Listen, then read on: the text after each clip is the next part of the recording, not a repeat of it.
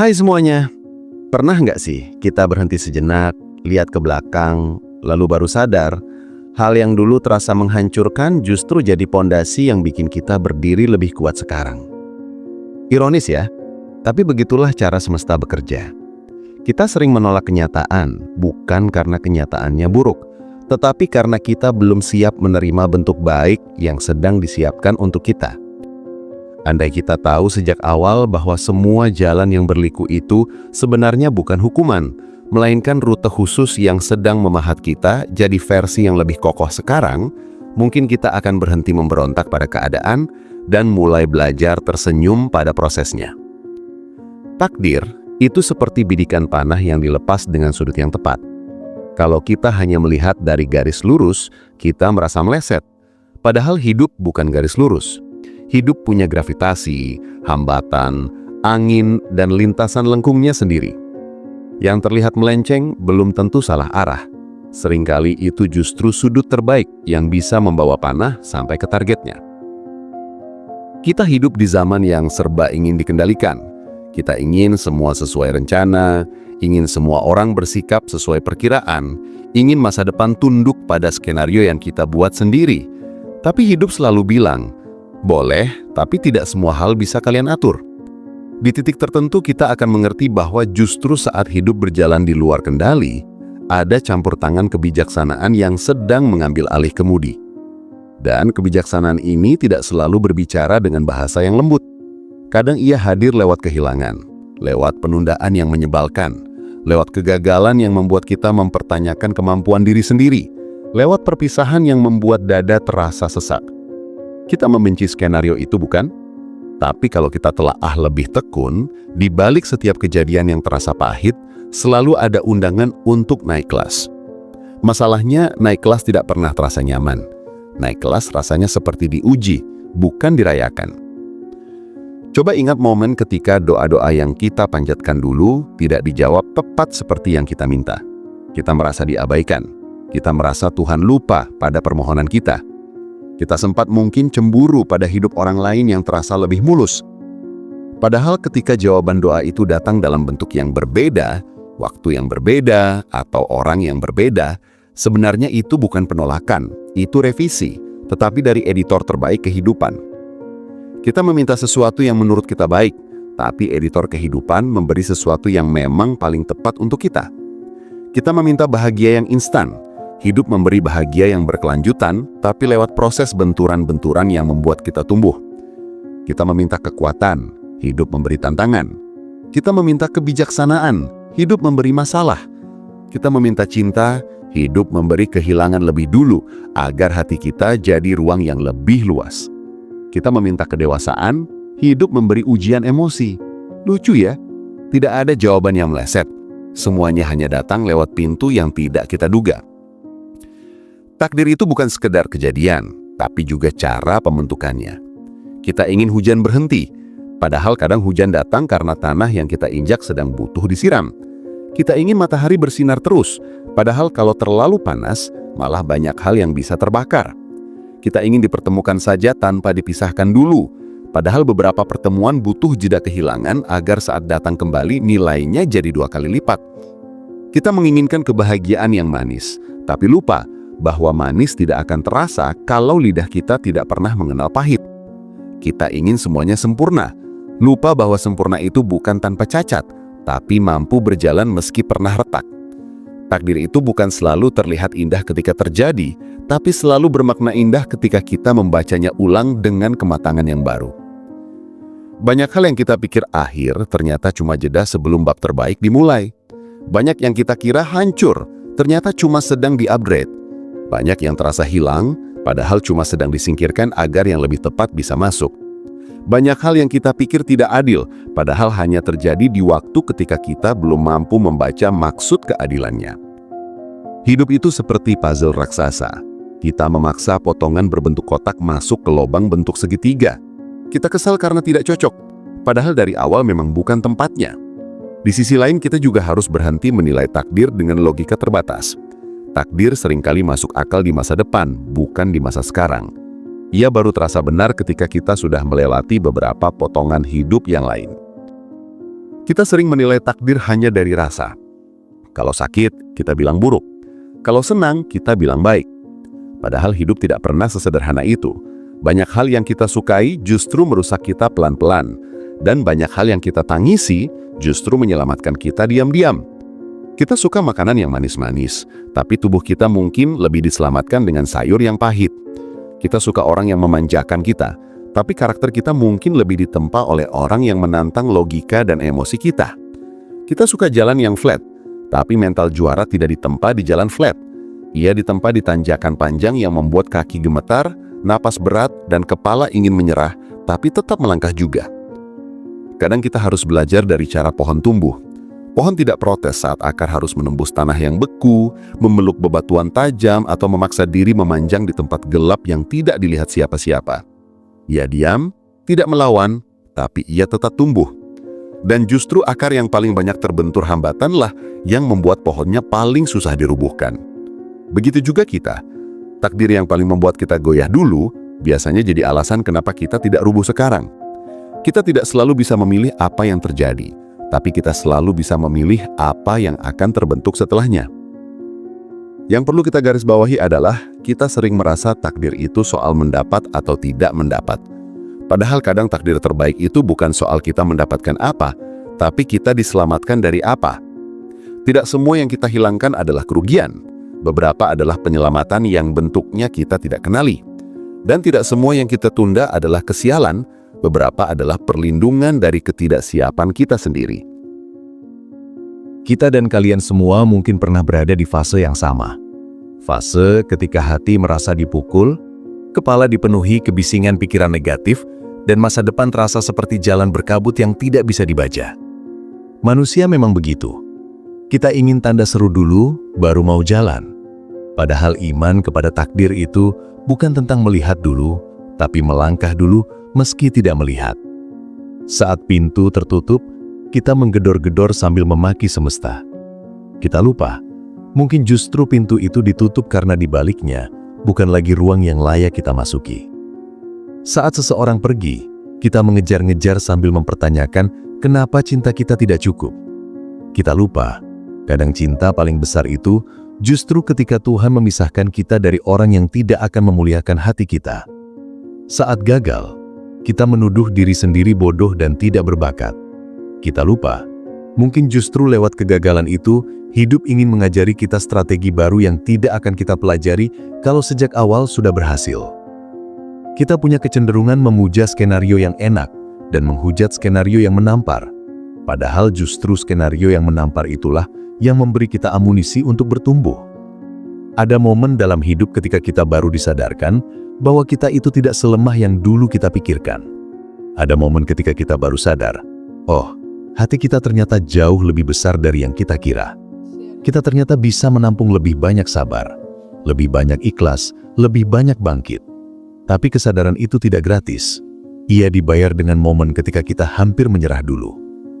Masalah terbesar kita bukan pada kejadian, melainkan pada tafsirnya. Ketika sesuatu tidak sesuai rencana, kita menulis kesimpulan sendiri.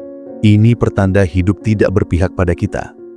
Padahal kalau kita mau lebih sabar, mungkin itu bukan hidup yang tidak berpihak, tapi hidup sedang mendorong kita ke pihak yang lebih tepat. Kita sering merasa dipaksa, padahal kita sedang dialihkan. Takdir itu bukan tentang merampas harapan kita, melainkan membongkar harapan yang salah alamat. Yang menarik dari takdir adalah ini. Ia seringkali menggunakan kehilangan sebagai teknik pembersihan, keterlambatan sebagai teknik penyusunan jadwal ulang, kegagalan sebagai teknik upgrading, kesendirian sebagai ruang renovasi hati, dan ketidaksesuaian sebagai GPS otomatis yang menolak kita tersesat lebih jauh. Takdir itu cerdas.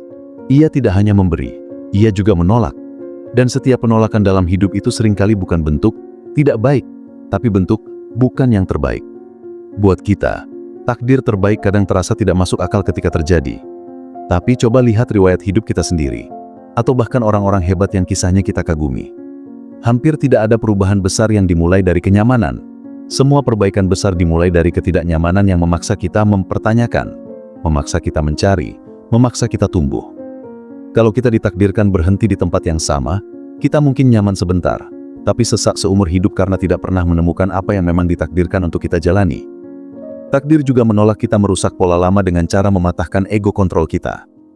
Kita suka berbicara tentang mimpi, tapi enggan berbicara tentang proses yang membentuk mimpi itu. Kita ingin dicintai, tapi enggan membahas kelapangan hati yang harus disiapkan dulu agar cinta yang masuk itu tidak sempit dan penuh tuntutan. Kita ingin bahagia, tapi enggan membahas keikhlasan yang harus dilatih dulu agar bahagia itu tidak rapuh dan bergantung pada kondisi. Kita semua mungkin pernah menatap langit dan berkata, "Kenapa jalannya harus serumit ini?" Tapi, coba juga tanya balik pada hati. Kalau tidak serumit ini, apa kita akan sedewasa ini? Hidup tidak pernah sekedar ingin kita sampai. Hidup ingin kita jadi. Takdir terbaik itu juga kadang hadir lewat orang-orang yang tidak kita sukai kehadirannya dulu. Orang yang mengecewakan misalnya. Mereka itu bukan sekedar tokoh yang menyakiti.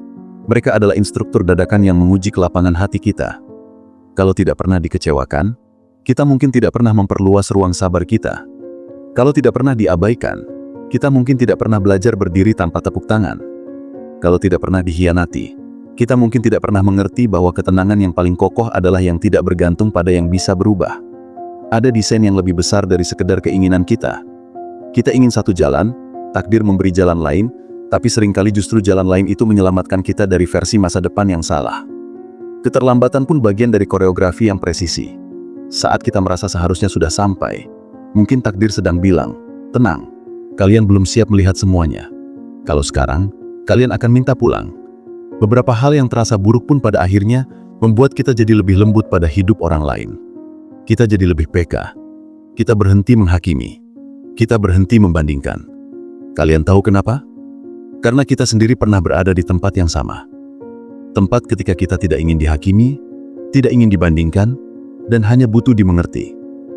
Jadi, mungkin takdir itu bukan hanya sedang membentuk kebaikan untuk kita, tapi juga sedang membentuk kebaikan di cara kita memahami orang lain.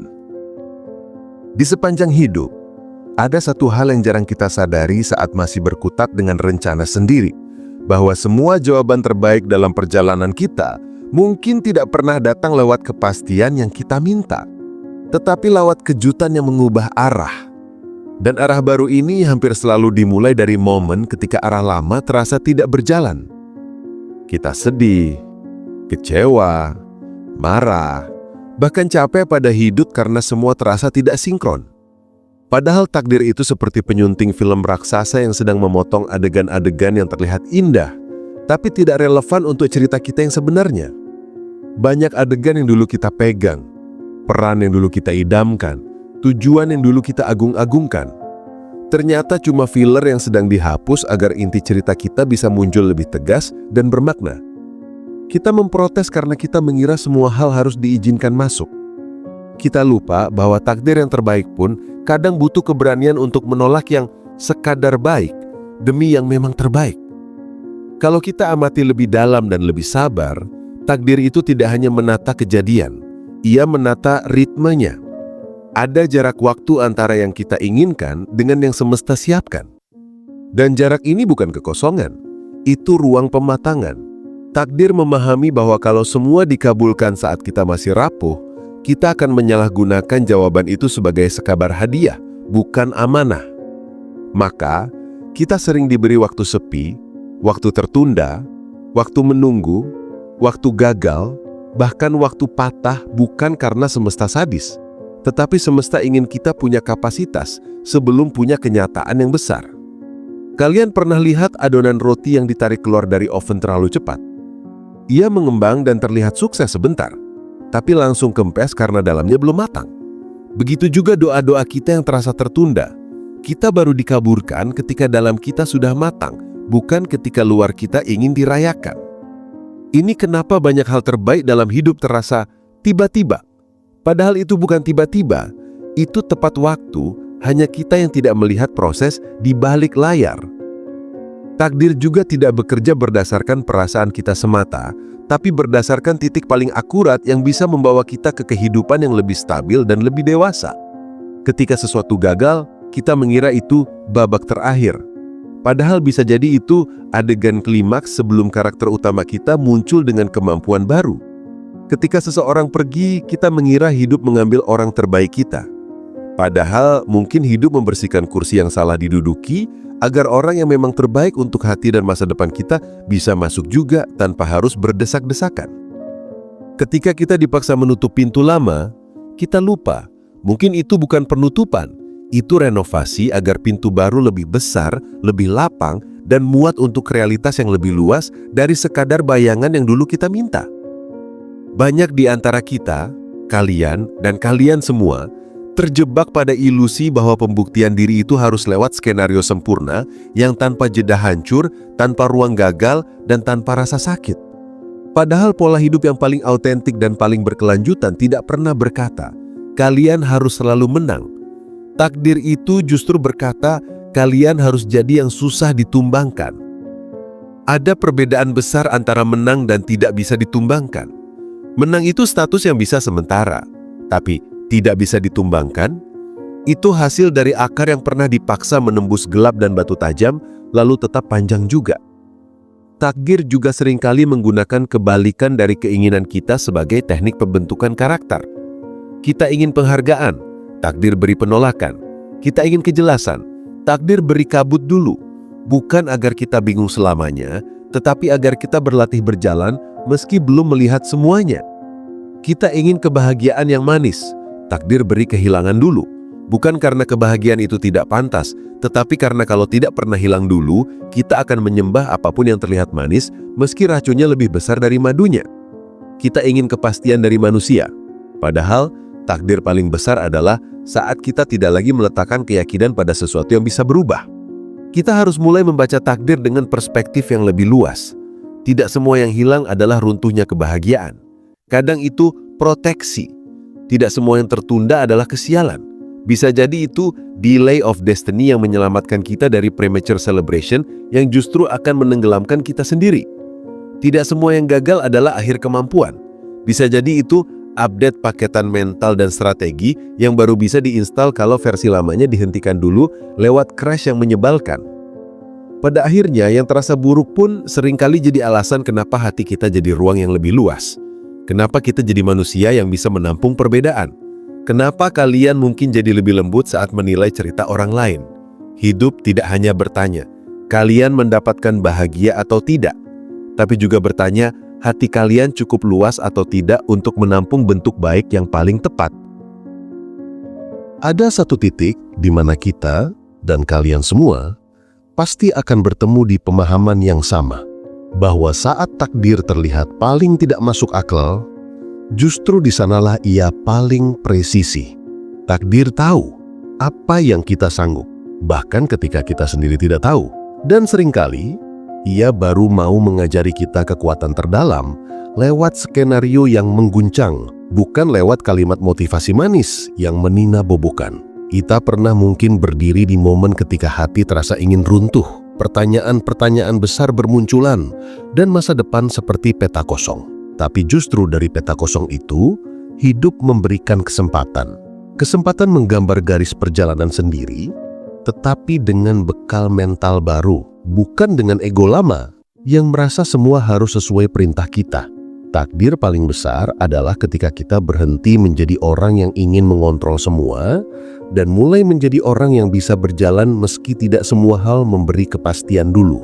Kita suka memuja apa yang enak di permukaan, tapi hidup sering mengajari bahwa yang enak belum tentu aman, yang terlihat manis belum tentu menyelamatkan, yang hilang belum tentu kerugian, yang gagal belum tentu selesai, yang tertunda belum tentu sial. Banyak orang yang dulu kita kejar sebagai kebahagiaan puncak, ternyata cuma puncak semu yang dibaliknya, jurangnya lebih dalam dari pelukannya. Banyak peluang yang dulu kita kira bertanda seru, sebenarnya hanya tanda tanya yang akan meledak jadi kebingungan seandainya itu tetap berjalan.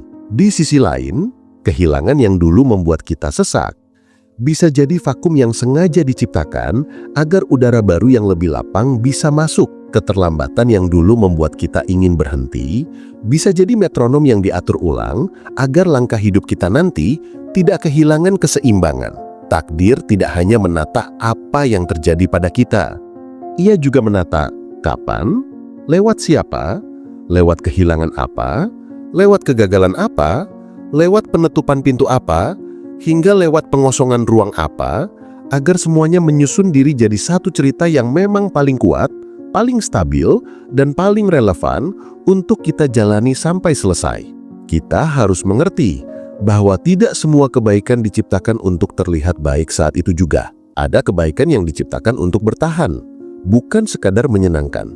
Ada cinta yang diciptakan untuk memuliakan, bukan sekadar mempesona. Ada jawaban yang diciptakan untuk menyeimbangkan masa depan, bukan menenangkan semalam. Maka ketika kita merasa doa kita tidak dijawab sesuai permintaan, itu bukan penolakan. Itu pengeditan naskah dari penyunting dengan intuisi terbaik. Kita minta lurus, ia beri lengkung yang sampai.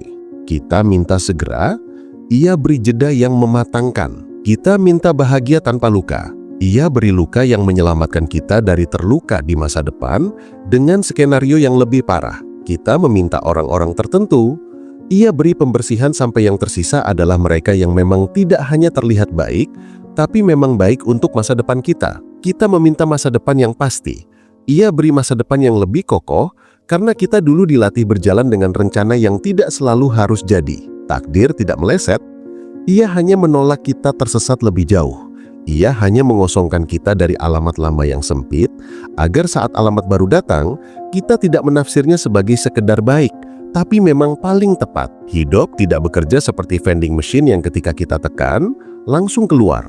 Ia lebih mirip sekolah kedewasaan.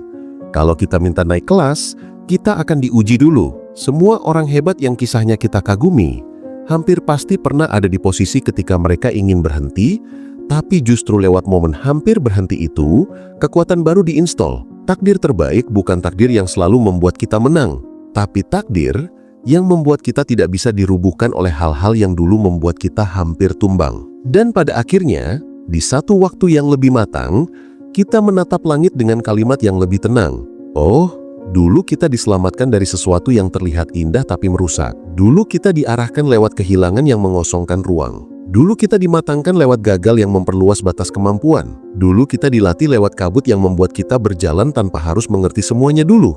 Dan semuanya itu bukan kesalahan. Semuanya itu ketepatan yang bentuknya baru kita kenali setelah kita selesai memberontak pada prosesnya. Sekarang, kalau hati kita sudah bisa membaca ritme itu, kita akan mengerti. Semua takdir adalah yang terbaik, bukan karena semuanya terlihat lembut, tapi karena semuanya datang dengan ukuran yang paling benar untuk kapasitas hati, mental, dan masa depan kita. Dan ketika kita menolak menyalahkan alur, kita justru menghormati hikmah terbesar yang pernah kita terima, bahwa hidup tidak pernah menjawab doa kita dengan ya atau tidak, tapi dengan yang paling tepat. Dan yang paling tepat selalu yang terbaik, meski dulu jalannya harus melewati pintu-pintu yang sempat membuat kita mempertanyakan semuanya juga. Kadang kita merasa seperti sedang terseret di sungai yang arusnya lebih deras dari kemampuan kaki untuk berdiri. Kita memberontak, mencoba berenang ke tepi yang menurut kita aman, memaksa arah yang tampak tenang, padahal kita belum tahu apa yang menunggu di tepi tersebut. Takdir seringkali memperlakukan kita seperti air memperlakukan batu, tidak menghancurkan seketika, tetapi membentuk pelan-pelan lewat gesekan yang konsisten. Gesekan itu tidak nyaman, melelahkan, bahkan membuat kita bertanya-tanya kenapa bentuk hidup kita harus berubah jauh dari rencana awal. Tapi air tidak pernah meragukan tugasnya, dan batu yang paling sering bergesekan dengan arus itulah yang kemudian punya permukaan paling halus, namun struktur paling kuat. Begitulah nasib kita dibentuk, tidak dengan tepukan lembut, tetapi dengan arus yang tidak berhenti mengundang kita untuk bertahan, berubah, dan pada akhirnya menjadi sesuatu yang tidak lagi menyerupai bentuk lama yang dulu rapuh dan mudah terguncang. Ada hal yang jarang kita renungkan. Kalau semua hal dalam hidup diberikan persis seperti yang kita minta, mungkin kita tidak akan pernah belajar membaca arah, memperluas sabar, atau memperbaiki cara menilai pemberian. Kita sering percaya bahwa yang baik itu yang sesuai keinginan, padahal kebaikan yang paling tahan lama justru sering mengambil alih bentuk yang berbeda dari bayangan kita. Saat impian yang kita agungkan runtuh, kita kira itu runtuhnya masa depan. Padahal, itu bisa jadi runtuhnya ilusi masa depan yang tidak punya akar. Saat seseorang yang dulu kita percayai pergi, kita kira itu cabikan di dada yang sia-sia. Tapi bisa jadi itu adalah pengosongan kursi agar kelak hati kita tidak diduduki oleh orang yang salah peran. Kita menuntut pertemuan, padahal takdir menuntut kesiapan hati dulu. Kita meminta kemenangan, tetapi hidup memberi kegagalan dulu sebagai manual tersembunyi yang baru bisa dibuka ketika kita berhenti memaksa tombol protes dan mulai membuka tombol renungan. Takdir juga sering memperlakukan doa kita bukan sebagai permintaan yang langsung dikabulkan, tapi sebagai kapasitas yang perlu diperluas dulu. Kalau kita minta laut yang tenang, kita tidak akan dikirim ombak kekuatan. Kalau kalian lihat sejarah hidup sendiri, hampir selalu ada satu benturan keras yang dulu kita pikir akan memusnahkan segalanya, tetapi justru jadi garis awal yang memaksa kita menulis ulang batas kemampuan kita yang lama. Kita pernah mungkin merasa terkunci di lorong gelap tanpa arah, padahal lorong gelap itu justru sedang melindungi kita dari silau cahaya yang andai datang terlalu cepat, malah akan membuat kita gemetar dan menutup mata. Beberapa hal terbaik dalam hidup memang tidak diantar lewat panggung perayaan, tetapi lewat ruang latihan mental yang hening, diam-diam, dan tidak terlihat siapa-siapa. Kita sering mengira hidup itu tentang pengabulan atau penolakan. Padahal takdir punya bahasa yang lebih canggih dari sekedar diizinkan atau tidak diizinkan. Penolakan takdir bukan berarti tidak baik, melainkan bukan yang tepat. Kalian pernah mungkin mengejar sesuatu dengan sepenuh tenaga hanya untuk akhirnya sadar bahwa tenaga itu bukan membuat kita sampai pada yang kita kejar, tetapi membuat kita cukup kuat untuk mengejar hal yang nanti memang diciptakan untuk kita miliki.